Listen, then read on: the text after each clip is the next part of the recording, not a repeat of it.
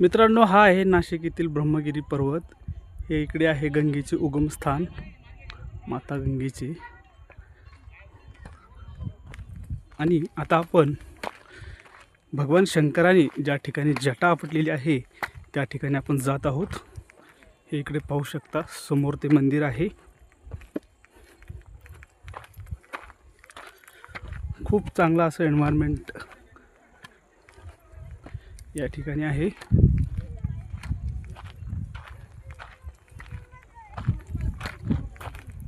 आता आपण भगवान शंकराने ज्या ठिकाणी जटा आपटली त्या मंदिराकडे जात आहोत.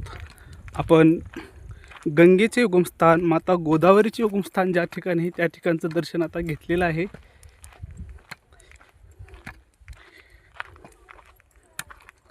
आता आपण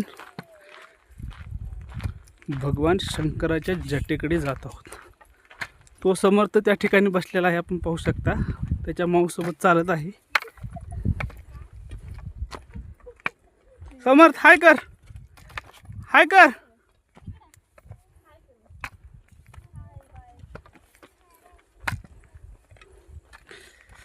मित्रांनो, खालून चढते वेळेस खूप कठीण आहे हा डोंगर, पण वरती आल्यानंतर खूप छान वाटतं.